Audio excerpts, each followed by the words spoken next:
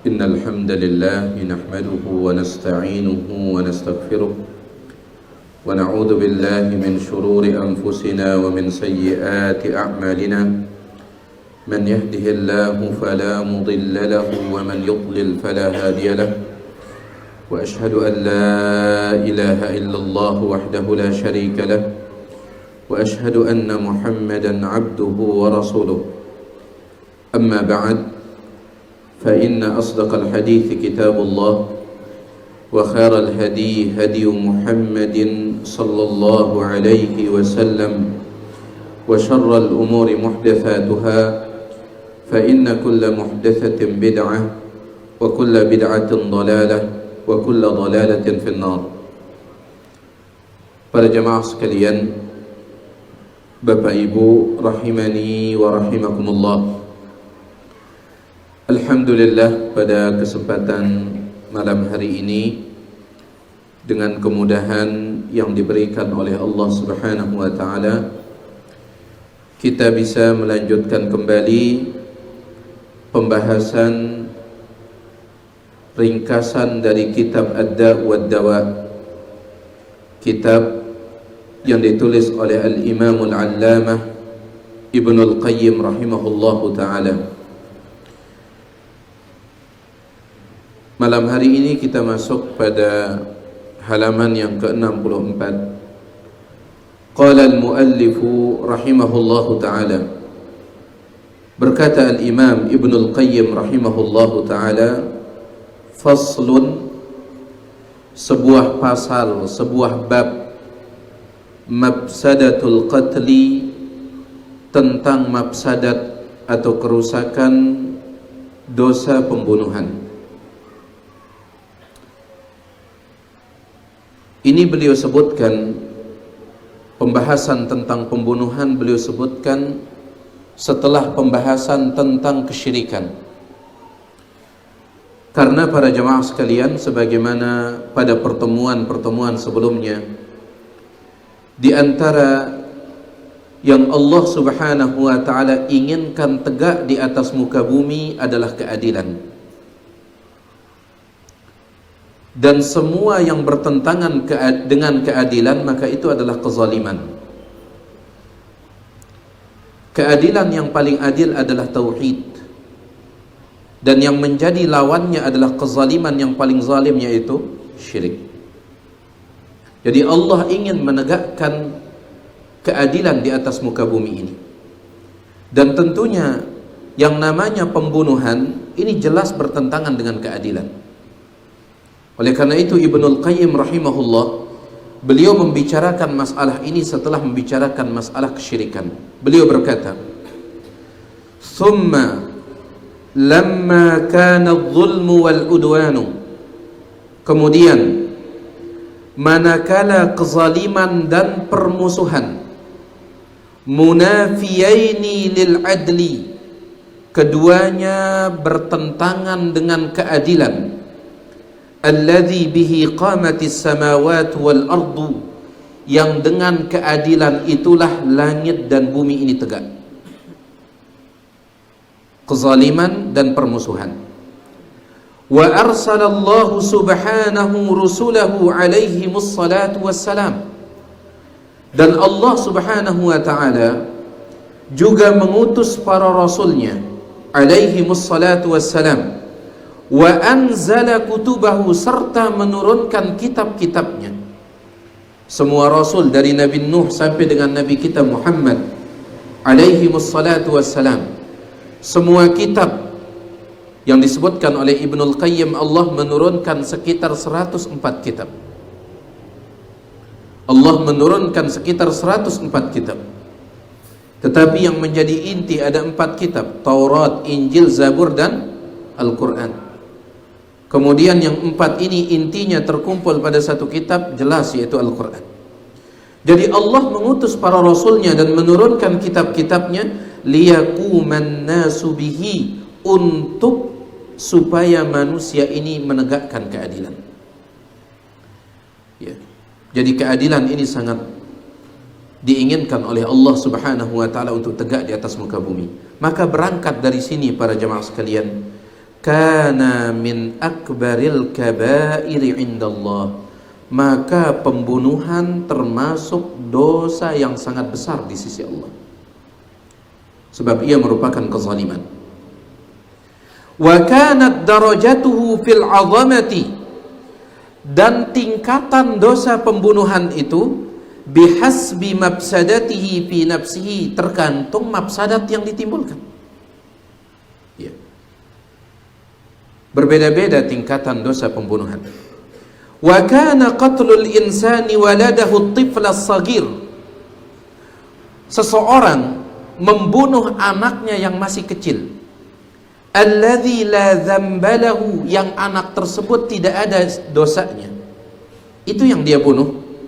Wa qad ja'ala Allah subhanahu al-quluba ala mahabbatihi, padahal secara fitrah yang namanya anak kecil itu dicintai, wa rahmatihi, disayangi, wa 'atfiha alaihi, dikasihi, wa khassal walidaini min dzalika bimaziyatin zahirah, apalagi kecintaan orang tua kepada anak.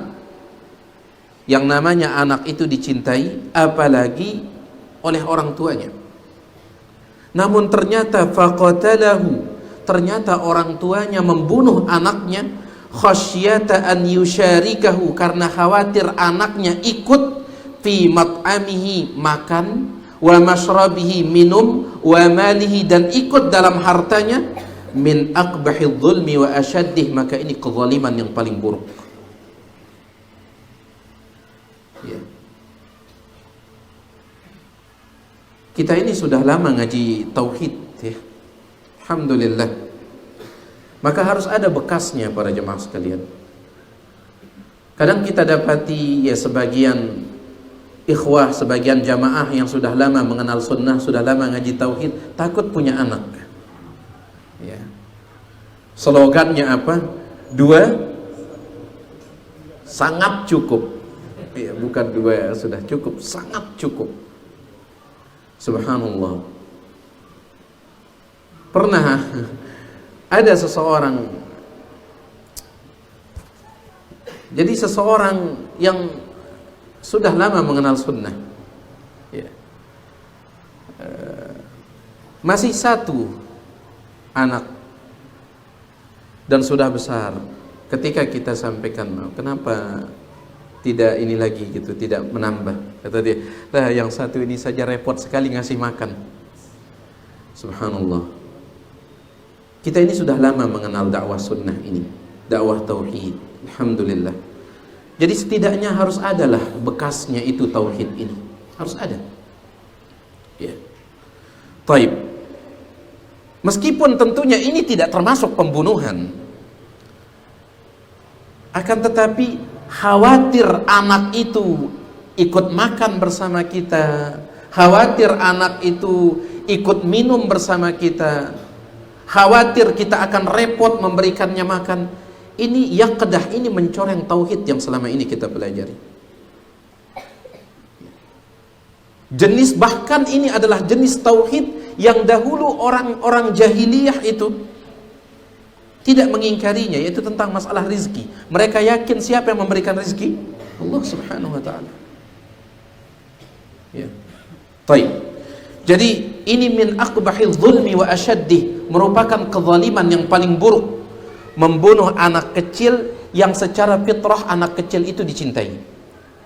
Kemudian secara fitrah orang tuanya itu paling besar kecintaannya kepada anaknya, namun ternyata orang tuanya membunuhnya.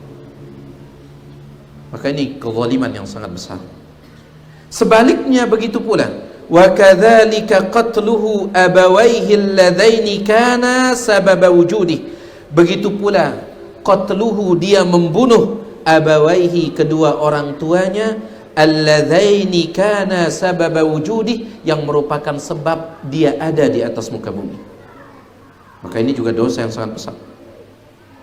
Membunuh orang tua, membunuh anak dosa, membunuh orang tua dosa. Wa kadzalika qatluhu dza rahimihi, begitu pula dia membunuh orang yang ada hubungan rahim dengannya. Ya, di zaman kita ini jemaah sekalian, Ustadzuna al-Fadil Ustadz Abu Abbas Sufyan Saladian beliau mengatakan, ini akhir zaman. Siapa yang ragu ini akhir zaman, maka perlu dia ngaji lagi. Dan Nabi SAW menyebutkan di antara fenomena yang akan terjadi di akhir zaman adalah seseorang itu bahkan sampai dia tidak sadar ketika membunuh, dan orang yang dibunuh pun tidak tahu kenapa dia dibunuh. Nabi SAW bersabda dalam hadis riwayat Muslim, la ya'tiyanna 'alan nasi zamanun, benar-benar akan datang kepada manusia suatu zaman, la yadril qatil fima qatal, orang yang membunuh tidak tahu kenapa dia membunuh, tidak sadar. Wala yadril maqtul ala ayyi syai'in qutil, dan yang dibunuh pun juga tidak tahu kenapa dia dibunuh. Ditangkap setelah ngebunuh, ditangkap oleh polisi. Ketika diinterogasi, kenapa engkau bunuh dia? Makanya saya nggak tahu. Ya. Dipengaruhi oleh minuman keras atau yang lainnya. Jadi subhanallah, kita hidup di zaman yang darah manusia itu lebih murah daripada 2 liter bensin. Saya pernah melihat berita seorang ojek dibunuh oleh penjual bensin gara-gara ojek itu ngutang 2 liter bensin dan belum dibayar. Makanya saya katakan darah manusia di zaman ini bahkan lebih murah daripada 2 liter bensin. Nasallallahu salamatu wal afiyah. Ya. Baik. Wa tatafawatu darajatul qatli. Sekali lagi, tingkatan dosa membunuh itu tatafawat, bertingkat-tingkat, berbeda-beda. Bihasbi qubhihi, tergantung keburukannya. Wastihqaqi man qatalahu lis-sa'yi fi ibqaihi wa nasihatihi, dan tergantung siapa yang dia bunuh. Walihada, oleh karena itu, kana asyaddun nasi 'adzaban yaumal qiyamah, di antara orang yang paling keras siksaannya pada hari kiamat, man qatala nabiyan, adalah orang yang membunuh seorang nabi, au qatalahu nabiyyun, atau orang yang dibunuh oleh seorang nabi. Orang yang membunuh seorang nabi, ini luar biasa buruknya. Orang yang sampai nabi membunuhnya, ini juga orang yang luar biasa buruknya. Ya, orang yang luar biasa buruknya. Makanya disebutkan Nabi SAW, beliau tidak pernah membunuh siapapun dengan tangan beliau kecuali satu orang, Khalaf bin Umayyah. Ya.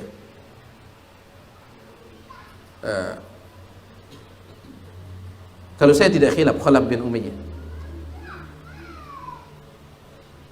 Intinya ada satu orang, orang ini sangat jahat sekali. Ya, sangat jahat sekali. Dia pernah menyuruh temannya.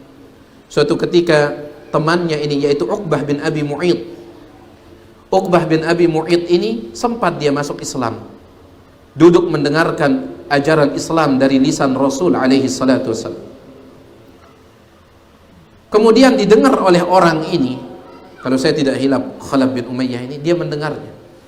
Maka dia pun mendatanginya. Ya. Mendatangi Uqbah bin Abi Mu'id. Dia katakan, bukankah kita berteman dari dulu? Iya. Kenapa engkau mendengarkan Muhammad?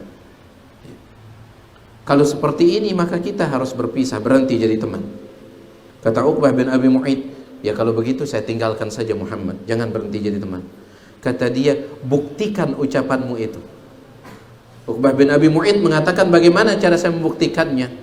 Kata dia, ambil satu tulang, kemudian tumbuk tulang tersebut sampai menjadi seperti serbuk itu.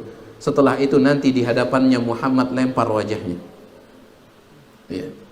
Betul dilakukan oleh orang itu. Betul dilakukan. Ya. Dan dia pernah mengatakan, seandainya saya punya seekor kuda, maka saya akan kendarai kuda yang kencang, saya akan kendarai kuda tersebut, kemudian saya akan bunuh Muhammad dari atasnya. Ketika didengar oleh Nabi SAW, Nabi mengatakan, justru aku yang akan membunuhmu. Dan betul, terbunuh dia di perang Badar. Itu satu-satunya orang yang dibunuh oleh Nabi SAW dengan tangan beliau. Apa kata Nabi SAW dalam hadis riwayat Imam At-Tahawi dan Imam At-Tabarani, inna asyaddan nasi adzaban yaumal qiyamah, sesungguhnya orang yang paling keras siksaannya pada hari kiamat, man qatala nabiyan, adalah orang yang membunuh seorang nabi, au qatalahu nabiyyun, atau yang dibunuh oleh seorang nabi. Ya. Baik. Wa yalihi, kemudian tingkatan di bawahnya, man qatala imaman, orang yang membunuh seorang imam, au aliman, seorang alim ulama, ya'murun nasa bil qisti, yang alim ulama itu mengajak manusia, memerintahkan manusia dengan keadilan, wa yad'uhum ila Allah, mengajak manusia, mendakwahi manusia ke jalan Allah, wa yansahuhum fi dinihim, memberikan nasihat kepada manusia terkait agama. Itu yang dibunuh. Ya. Ya, mungkin hal yang seperti ini mungkin alhamdulillah ya, jarang kita dapati, alhamdulillah. Tapi ada satu bentuk pembunuhan yang perlu diperhatikan terkait dengan para ulama, yaitu membunuh karakter mereka. Ini mengerikan, dengan cara menggunjing, menjatuhkan nama baik para ulama, orang-orang yang berilmu. Ini dilakukan oleh sebagian penuntut ilmu, ya. Nama baik orang-orang yang berilmu dijatuhkan, digibah, digunjing. Dan ini diingatkan oleh Syekh Abdussalam bin Abdul Karim bin Barjas rahimahullah. Tiang akan bacakan ucapan beliau sebagai nasihat untuk diri tiang pribadi serta kita semua. Beliau katakan, wa mimma yanbaghi an ya'lamahu syababu ahli Islam, di antara perkara yang harus diketahui oleh para pemuda Islam, para pemuda Islam, para pemuda, para penuntut ilmu, adalah anna a'da'al ummati, bahwasanya musuh-musuh umat ini, innama yas'auna juhdahum fil qada'i 'alal ulama, mereka berusaha untuk memusnahkan para ulama, untuk mematikan para ulama, imma an tariqi ibadatihim, entah dengan cara membunuh langsung fisiknya. Ada beberapa ulama kita yang terbunuh, ya. Di antaranya adalah cucunya Syekh Muhammad bin Abdul Wahhab rahimahullah, penulis kitab Taisirul Aziz Al-Hamid fi syarhi kitab Tauhid, dan itu merupakan syarah kitab tauhidnya Syekh Muhammad bin Abdul Wahhab yang pertama. Kitab Tauhid yang ditulis oleh Syekh Muhammad bin Abdul Wahhab itu banyak syarahnya. Syarah yang pertama ditulis oleh cucu beliau ini, ya. Tetapi belum selesai syarah itu beliau ditembak, dibunuh. Kemudian ditulis lagi syarahnya oleh cucu beliau yang lain dengan judul Fathul Majid Syarhu Kitab Tauhid, dan itu adalah melanjutkan syarah dari saudaranya yang tadi. Ya, ada ulama-ulama kita yang memang dibunuh fisiknya, ada. Dan itu memang tujuan dari musuh-musuh Islam, kata Syekh Abdussalam bin Abdul Karim bin Barjas rahimahullah. Au an tariqi tashwihi sum'atihim wa taqlili min makanatihim, atau mereka ingin membunuh para ulama dengan cara tashwih sum'atihim, merusak citra para ulama, wa taqlili min makanatihim, merendahkan derajat para ulama, orang yang berilmu, para ustadz, ya. Dulu ada ucapan sebagian orang yang mereka itu sangat sering berteriak khilafah, khilafah, khilafah. Mereka mengatakan Albani, Ibnu Baz, Ibnu Utsaimin, mohon maaf, itu adalah ulama pembalut, kata mereka. Subhanallah, mereka begitu merendahkan para ulama. Kenapa mereka katakan ulama pembalut? Karena berbicara masalah haid. Mereka inginnya bicara khilafah, khilafah, khilafah. Ya. Taib. Walihada lamma dakhala al-isti'maru bilad al-muslimin, kata beliau, oleh karena itu ketika penjajahan masuk ke negeri Islam, kana min awwali ma amilahu, yang pertama kali mereka lakukan para penjajah itu, an syawwaha sum'atal ulama, mereka merusak citra nama baik para ulama. 5, kenapa? Hatta yakuna hunaka hajizun bainan nasi umuman wa bainal ulama, supaya ada penghalang antara manusia dengan para ulama, supaya ada penghalang. Akhirnya manusia pun tidak lagi percaya kepada para ulama. Yang perlu kita perhatikan para jemaah sekalian, ya, di zaman ini ada lisan-lisan penuntut ilmu itu yang sangat tajam, melukai dan mencederai para ustadz, ya, para orang-orang yang berilmu. Syekh Ibnu Utsaimin rahimahullah berkata, "Inna naila a'radil ulama," sesungguhnya mencederai kehormatan orang-orang yang berilmu, huwa fil haqiqati jinayatun 'azimatun, sesungguhnya itu adalah tindak kriminal yang sangat besar. Laisa jinayatan 'alal 'alimi nafsihi, bukan sekedar tindak kriminal kepada si alim itu. Bukan sekedar kejahatan kepada ustadz itu, bukan sekedar kejahatan kepada imam itu, bukan sekedar kejahatan kepada ulama itu, bukan. Innahu jinayatun ala ma yahmiluhu al-alimu minas syar'i, tetapi itu adalah tindak kriminal terhadap ilmu syariat yang dibawa.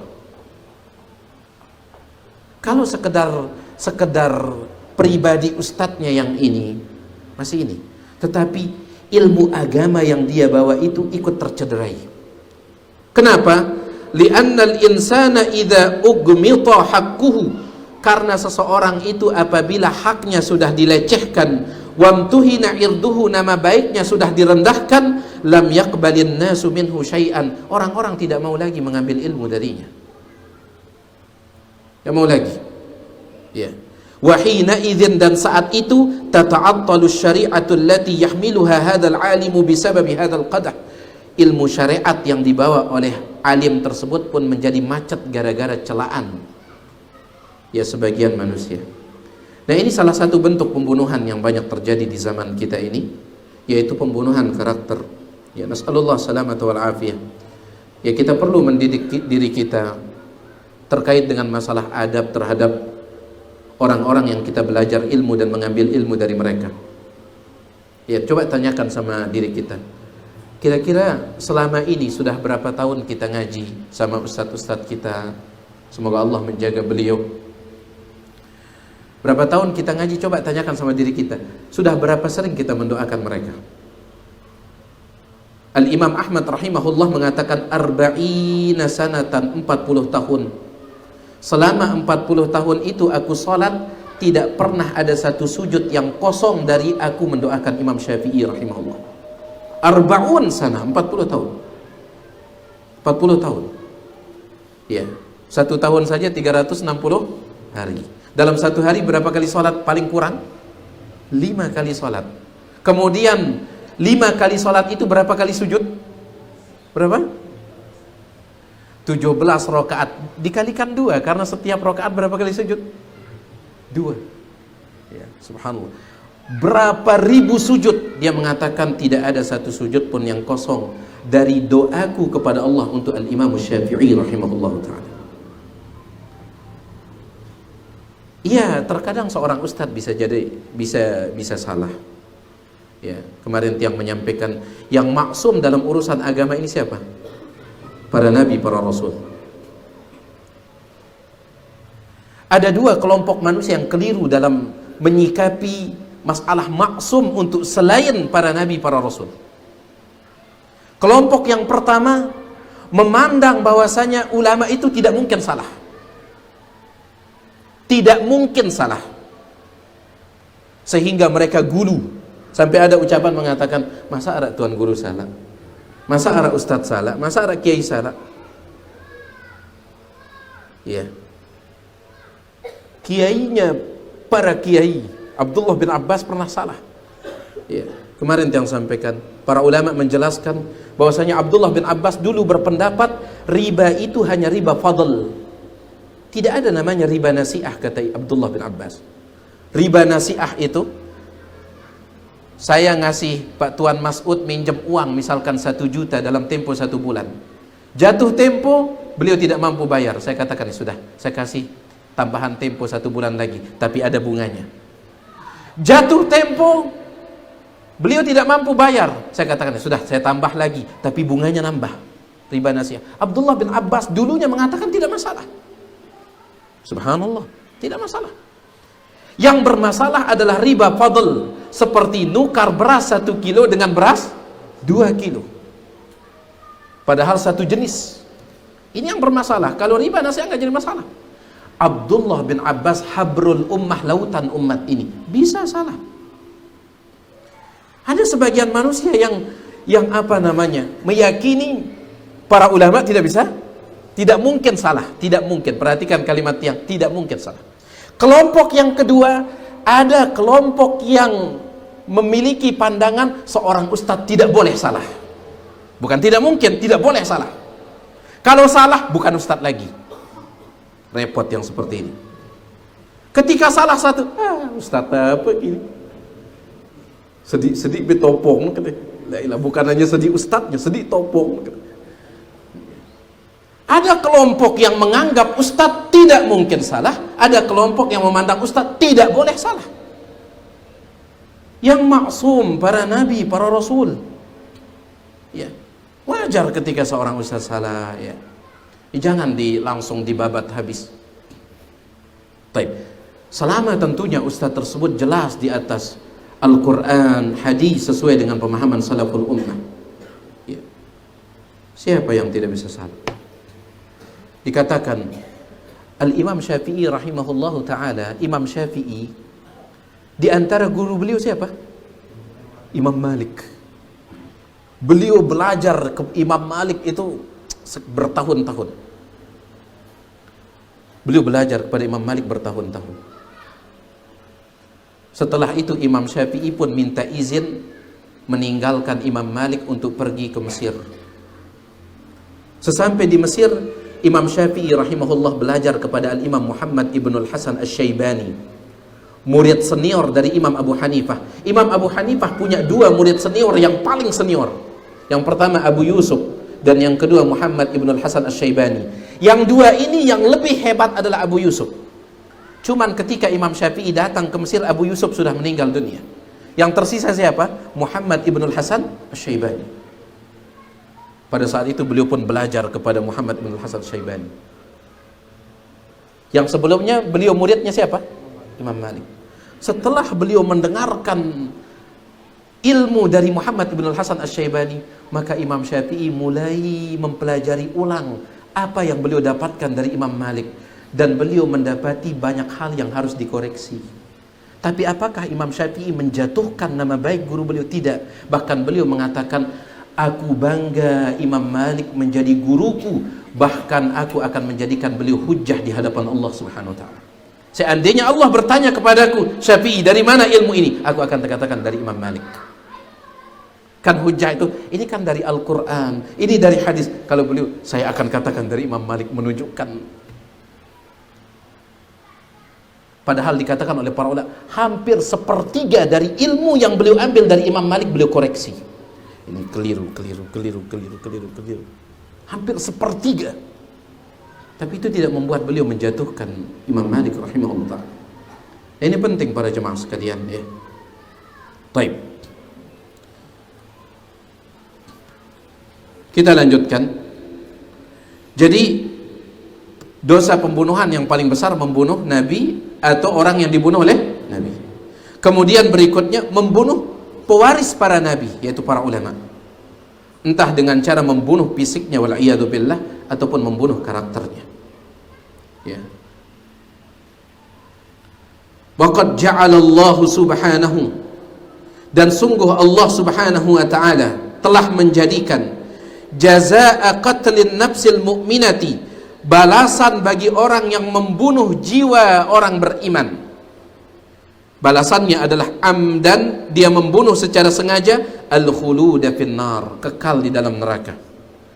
Kekal dalam neraka kalau dia menghalalkan atau membolehkan pembunuhan tersebut. Wa ghadabal jabbar, dia mendapatkan kemarahan dari al-jabbar, Allah subhanahu wa ta'ala. Wa la'natahu, mendapatkan laknat Allah. Wa i'dadal adzabil azimi lahu, dan Allah persiapkan baginya azab yang pedih. Hadza mujibu qatlil mu'mini amdan, ini akibat membunuh orang beriman secara sengaja, ma lam yamna' minhu mani'un, selama tidak ada penghalang. Maksudnya selama tidak ada alasan syar'i. Ya, ada beberapa alasan syar'i untuk ada beberapa alasan syar'i atau sebab syar'i yang menjadikan darah seseorang itu menjadi halal. Tetapi itu pun yang boleh menjadikannya halal itu setelah adanya sebab syar'i tersebut adalah pemerintah. Ya. Seperti yang disebutkan oleh Nabi SAW, "Ats-tsayyibuz zani", orang yang sudah menikah tetapi berzina, dirajam sampai mati. Kemudian "wan nafsu bin nafsi", orang yang membunuh maka dibunuh, kecuali dimaafkan oleh keluarga yang terbunuh. Kemudian wal mufariqu wat tariku lidinihi al mufariqu lil jamaah, orang yang murtad. Ya. Selama tidak ada sebab-sebab tersebut, maka darah seorang mukmin itu haram. Taib. Walamma kanat mafsadatul qatl hadhihi al mafsadata, manakala kerusakan pembunuhan seperti ini besarnya, qala Allah Ta'ala, maka Allah pun berfirman, min ajli dzalika, oleh karena itu, katabna ala bani Israel, kami telah tetapkan terhadap bani Israel, annahu man qatala nafsan bighairi nafsin, bahwa siapa yang membunuh suatu jiwa padahal jiwa yang dibunuh itu tidak pernah membunuh jiwa yang lain, au fasadin fil ardi, atau jiwa yang dibunuh itu tidak pernah melakukan kerusakan.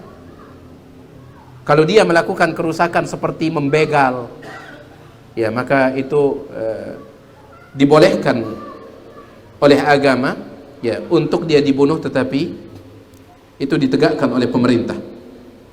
Nah, siapa yang membunuh suatu jiwa padahal jiwa tersebut tidak pernah membunuh, tidak pernah membuat kerusakan, faka'annama qatalan nasa jami'a, maka seolah-olah dia membunuh seluruh manusia. Kenapa membunuh satu orang seperti membunuh seluruh manusia? Kenapa? Dijelaskan oleh sebagian ulama, karena setiap jiwa itu setara di sisi Allah Subhanahu wa taala selama itu jiwa orang yang beriman. Setara. Ya. Oleh karena itu para ulama mengatakan, apabila dua orang terdampar di sebuah pulau, dua orang terdampar di sebuah pulau, tidak ada makanan, tidak ada apa, kemudian mereka berdua kelaparan, boleh tidak saling membunuh untuk bertahan hidup? Taib. Saya dan Pak Tuan Mas'ud misalkan, boleh tidak membunuh yang satunya, membunuh yang satunya untuk bertahan hidup? Para ulama mengatakan haram, nggak boleh. Kenapa? Jiwa si A tidak lebih berharga dari jiwa si B yang ingin, jiwa si A yang ingin dipertahankan tidak lebih berharga dari jiwa si B. Begitu pula sebaliknya. Lalu solusinya bagaimana? Mereka makan dari tubuh mereka sendiri. Ya. Sarapan paginya mungkin jempolnya, nanti makan siangnya telunjuk dengan jari tengah, ya. Kemudian malamnya pesta lengan, ya. Itu caranya. Adapun dengan cara membunuh ininya tidak. Kenapa? Jiwa engkau yang ingin engkau selamatkan tidak lebih berharga dari jiwa ini. Lebih berharga. Ya. Baik. Makanya membunuh satu jiwa itu Allah katakan faka'annama qatalan nasa jami'a. Maka seolah-olah dia membunuh seluruh manusia. Waman ahyaha, dan siapa yang menghidupkan suatu jiwa, artinya menyelamatkan sebuah jiwa, ya, akan tertabrak diselamatkan, akan tenggelam diselamatkan, faka'annama ahyan nasa jami'a, seolah-olah dia menghidupkan seluruh manusia. Betapa berharganya, ya, nyawa manusia ini, ya. Taib. Wa fi sahihil Bukhari, dan di dalam sahihul Bukhari aidan disebutkan juga, ani ibni Umar qala, dari Abdullah bin Umar dia berkata, qala Rasulullah sallallahu alaihi wasallam, Rasulullah sallallahu alaihi wasallam bersabda, la yazalul mu'minu fi fushatin, senantiasa orang beriman itu di dalam kelonggaran, ya, hidupnya itu berada dalam kelonggaran, kemudian juga agamanya itu berada di dalam kelonggaran, min dinihi, di dalam agamanya, malam yusib daman haraman, selama dia tidak menyentuh darah yang haram. Kalau dia sudah menyentuh darah yang haram, maka kehidupannya akan menjadi sempit, ya.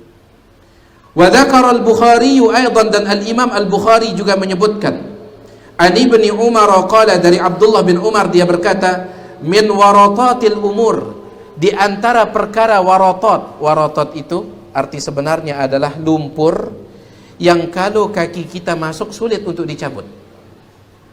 Itu arti warotot sebenarnya. Lumpur yang kalau kaki antum masuk itu sulit untuk dicabut.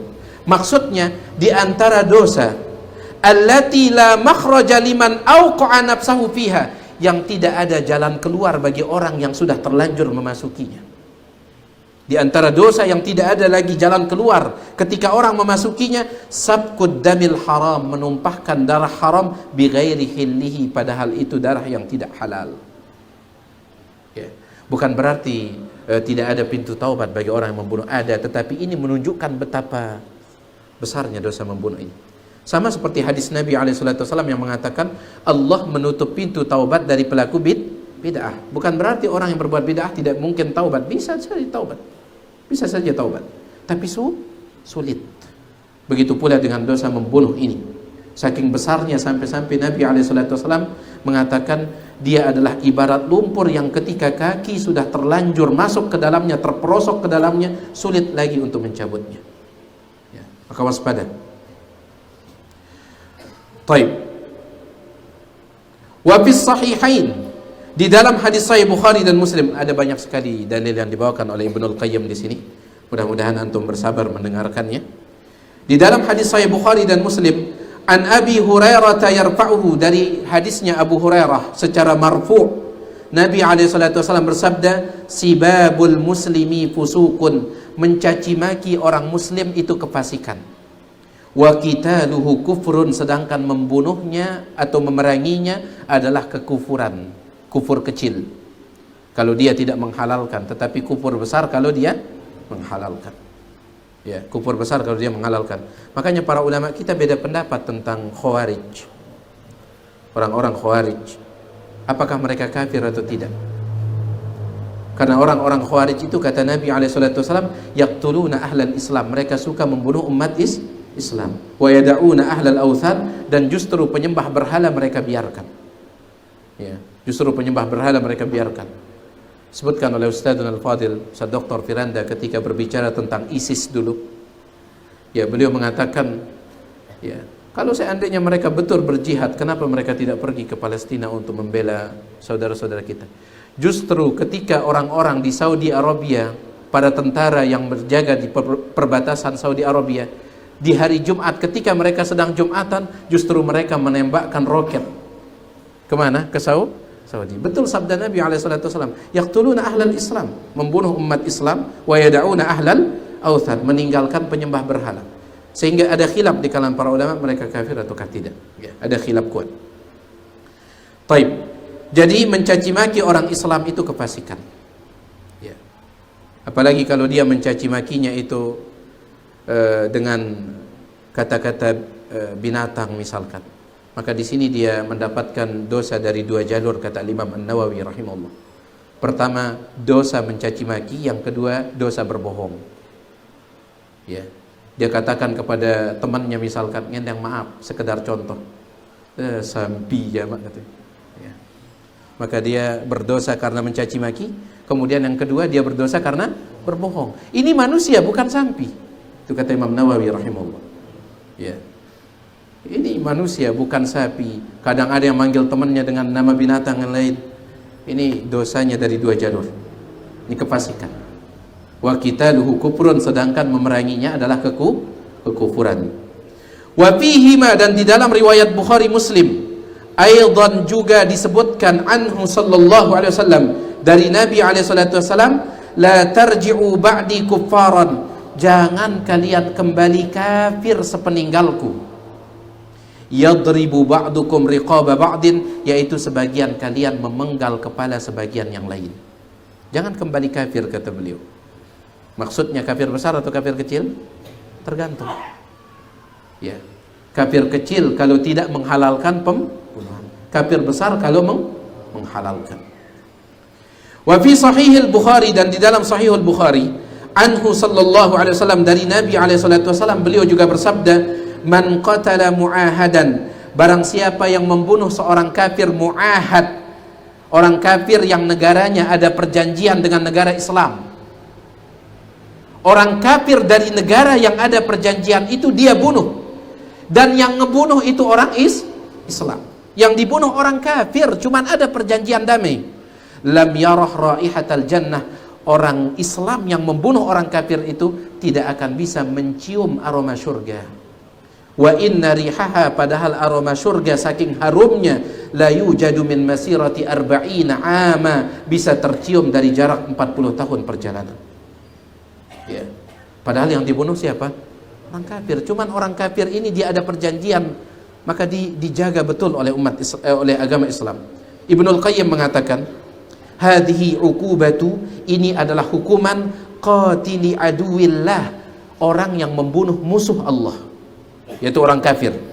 Idza kana fi ahdi wa amanihi, apabila musuh Allah itu ada perjanjian dengan kita, diancam. Fa kaifa uqubatu qatili abdihil mu'min, maka bagaimana lagi hukuman orang yang membunuh orang beriman. Ya. Wa idza kanat imra'atun qad dakhalatin nar fi hirratin habasatha, apabila dulu ada seorang wanita masuk neraka gara-gara seekor kucing yang dia kurung, hatta matat, sampai kucing itu mati, ju'an wa atshan, karena kelaparan dan kehausan. Fara'ahan nabiyyu sallallahu alaihi wasallam fin nar, Nabi melihat wanita itu masuk neraka. Wal hirratu tahdishuha fi wajhiha wa sadriha, padahal yang namanya kucing bisa mencakar. Fa kaifa uqubatu man habasa mu'minan, maka bagaimana lagi hukuman bagi orang yang mengurung orang beriman, hatta mata bi ghairi jurmin, sampai mati tanpa ada kesalahan. Ya. Wa fi ba'di sunan, satu kalimat lagi, di dalam sebagian hadis disebutkan Nabi alaihi salatu wasallam bersabda, la zawalud dunya, hilangnya dunia ini, ahwanu indallah, lebih ringan di sisi Allah, min qatli mu'minin bighairi haqqin, daripada membunuh satu orang beriman tanpa alasan yang benar. Yang dimaksud dengan alasan yang benar, yang dibenarkan oleh agama, bukan alasan yang kita benarkan oleh diri kita. Ya. Dia nyinggak kepeng 100 juta tidak dibalikkan, kemudian kita bunuh, alasan yang benar atau tidak? Tidak. Ya. Ini bukan alasan yang benar. Tapi ini dia para jemaah sekalian, sedikit apa yang bisa kita bicarakan pada kesempatan ini tentang dosa yang sangat besar, yang sangat marak terutama di akhir zaman, yaitu dosa pembunuhan. Semoga Allah Subhanahu wa taala menjaga kita dari dosa ini dan juga melindungi seluruh kita dari tertimpa oleh perbuatan seperti ini. Amin ya rabbal alamin. Yang maaf atas segala kekurangan. Kalau ada yang ingin ditanyakan, persilahkan selesai adzan kalau ada.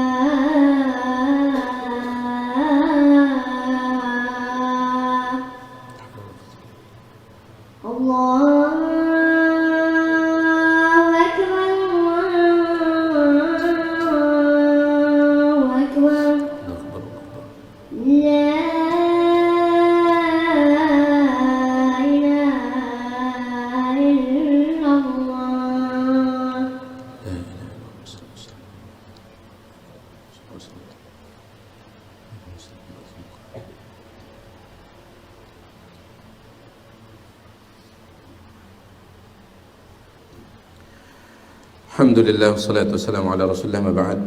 Di sini ada pertanyaan tapi di luar pembahasan dari salah seorang jamaah kita. Beliau mengatakan, kami pernah mendengar kalau zakat emas batas nisabnya adalah 85 gram. Ya, bukan batas ya. Ya, kalau batas itu seolah-olah kalau lebih dari 85 berarti enggak zakat. Ya. Kami pernah mendengar kalau zakat emas itu nisabnya adalah 85 gram. Jika seseorang memiliki emas mencapai atau melebihi nisab ini dan sudah dimiliki selama 1 tahun atau haul, maka ia wajib mengeluarkan zakat sebesar 2,5% dari total nilai emas yang dimiliki. Lalu bagaimana dengan emas yang sebelumnya hanya 75 gram dan baru masuk 11 bulan, lalu bulan depannya kita beli lagi 10 gram, sehingga seolah-olah sudah mencapai nisab dan haul secara keseluruhan, namun aslinya 10 gram tersebut masih berumur 1 bulan saja, maka apakah emas yang kita miliki ini wajib kena zakat?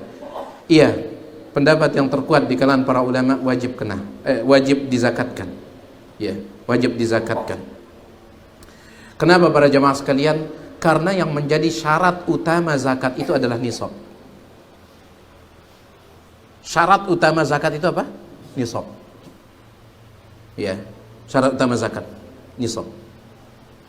Oleh karena itu ada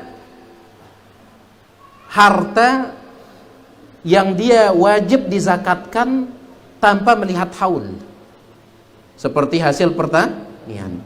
Yang penting mencapai nisab, tapi tidak ada zakat sebelum mencapai nisab. Tidak ada harta, tidak ada ceritanya harta dizakatkan sebelum mencapai nisab. Tapi ada harta yang dizakatkan meskipun tidak haul. Yang penting nih nisab. Ya. Makanya ada pembicaraan di kalangan para ulama, boleh tidak ketika harta kita sudah mencapai nisab harta kita itu, langsung kita keluarkan zakatnya tanpa menunggu haul. Yang disebut oleh para ulama dengan sebutan ta'jiluz zakah, menyegerakan zakat. Boleh tidak? Ada khilaf di kalangan para ulama. Al-Imam Abdurrahman bin Nasir As-Sa'di, guru dari Syekh Ibnu Utsaimin rahimahullah, beliau mengatakan pendapat yang terkuat boleh. Karena memang syarat utama zakat itu adalah nisab itu. Ya. Baik. Tapi kalau antum ingin menunggu haul, iya. Tapi dalam kasus yang ditanyakan ini kena zakat. Ya. Wallahu taala a'lam. Di sini ada pertanyaan lain. Assalamualaikum warahmatullahi wabarakatuh. Ibu ana memiliki karakter yang pemarah, Masya Allah. Rasanya ingin sabar dan membalas kebaikan terhadap kezaliman itu, tapi rasanya berat, seperti mulut ini susah mengatakan hal yang baik pada beliau. Bagaimana solusinya? Ingat kebaikan beliau. Ingat kebaikan beliau. Ya. Jadi jangan fokus pada sifat pemarah beliau itu. Lihat sifat yang lain yang begitu baik, yang begitu banyak. Makanya Allah Subhanahu wa taala katakan apa? Wa asa an takrahu syai'an wa yaj'alallahu fi khairan katsira. Bisa jadi engkau membenci satu perangai pada pasanganmu ketika Allah berbicara tentang suami istri. Bisa jadi engkau membenci satu perangai, tetapi Allah jadikan banyak kebaikan dalam perangai itu. Dalam hadis Nabi SAW mengatakan, la yabruk mu'minun mu'minatan. Jangan seorang suami yang beriman membenci istrinya yang beriman. Idza kariha minha khuluqan radiya minha akhar. Kalau dia membenci satu akhlak istrinya, satu perangai istrinya, bisa jadi dia menyukai perangai yang lain. Pandai-pandai melihat kelebihan. Jangan pandai melihat apa? Kurangan. Cuma masalahnya kita ini berbakat dalam melihat kekurangan. Itu masalahnya. Dan sangat tidak berbakat melihat kelebihan. Ini di zaman sekarang ini, Iya. Sallallahu alaihi wasallam.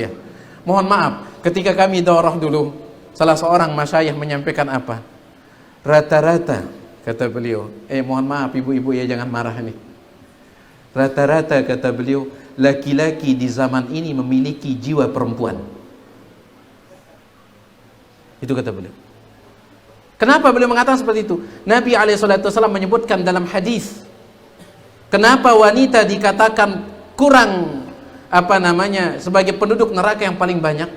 yaitu sulit bersyukur kepada suami. Kata Nabi SAW, idza ahsanta ila ihdahunna dahra, kalau engkau berbuat baik kepada mereka sepanjang tahun, kemudian ra'at minka syai'an, kemudian ada satu kesalahan yang dia lihat, apa kata si istri tersebut? Ma ra'aitu minka khairan qat, engkau tidak punya kebaikan sedikit pun. Dan banyak kita seperti ini di zaman ini.